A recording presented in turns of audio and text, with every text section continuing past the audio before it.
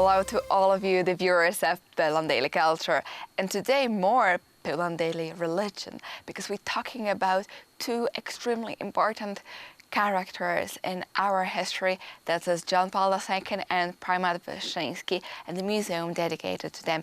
With me is David Machaj, the team member of the museum and a historian as well. Thank you very much for coming. Thank you for having me. It's a pleasure. And David, you have in the logo of the museum also, which you're wearing right now on your jacket, that's Matthew 5:14. Where does it take us? Yeah, thank you for noticing.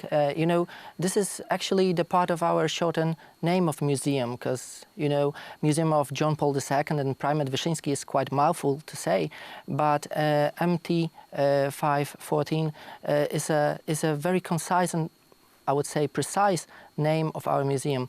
It takes us obviously to Gospel of Matthew, to the verse of "You are the lights of the world." So basically we think that our patrons are the light of the world, but also it has to encourage us, for our visitors, to be the light of the world as well. So. Which I would say, for me seems inspiring about this museum, is showing the difficulties which those two men needed to challenge, to go through, because the history of Poland in the 20th century is very horrific and very traumatizing as well, but they managed to get out of it stronger and to shape the face of Catholic Church in the 20th century, especially, of course, John Paul II, but Prymat Wyszyński as well, based on those experiences. And we talked about the part of the World War II, and so that's a breaking point in both of their lives, and then the most important starts.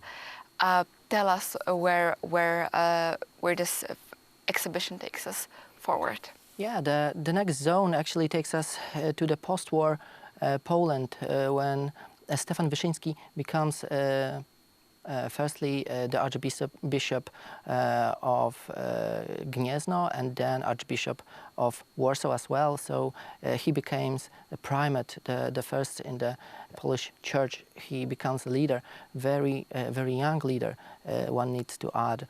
And basically, this is the zone, and this is the period when he was shaped further. The motto we talked about, "You shall love," it developed during his internment, when the communist government was fed up with Prymat Wyszyński and, as they called, stirring up the people.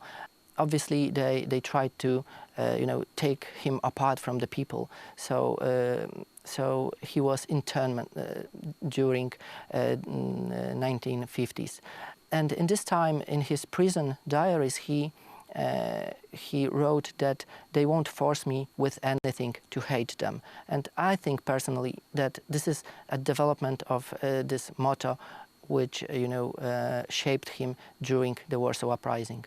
Amazing. So his message was he didn't really hate the Germans and he didn't hate the communists. Yeah. Even though, of course, his experience and the experience of Poland during this time were absolutely horrible. He's seen people died, and then during the war, and then he's seen people being murdered and imprisoned during the communism, and still he doesn't want to hate those people. Yeah, he was imprisoned by the communists, and a lot of bad things happened to him. But as he himself said, they wouldn't force him to hate them. So he only felt fatherly love for his oppressors and the communist regime. He obviously tried to, one can say, fight with the communist regime, but in a peaceful manner, I would say. Of course, he's called the Prymat of the Millennium, which means that his role in the Catholic Church, especially in Polish Catholic Church, became really incredibly important, kind of shaping in a way. I've heard a thesis that it was communism which made Polish Church stronger than because they had a common enemy. Oh, I think that your question, leads us to another zone of the museum, which is entitled Dialogue with a Question Mark, because it's dealing with the millennium of the baptism of Poland, but also millennium of the Polish state. And we have two large-scale projections of Władysław Gomułka as a head of a Polish Communist Party and Primate Wyszyński as a head of the church.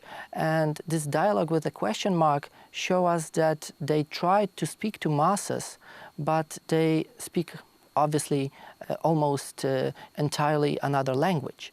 You know, we all know the newspeak of the communist regime, but yeah, I think that I can agree with your thesis, the thesis you presented, that you know, the difficult time of the communist regime made Polish church stronger, but we needed a strong leadership, and we got one from the Primate Wyszyński and then Cardinal Bishop and later Cardinal Karol Wojtyła.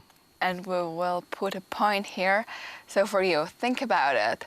The communism, difficult times, paradoxically made the believers and the Polish Catholic Church much stronger after it. I would say that the difficult times are right now, when we don't have the outside enemy, we become to have the inner enemy, which is of course the most difficult to fight against.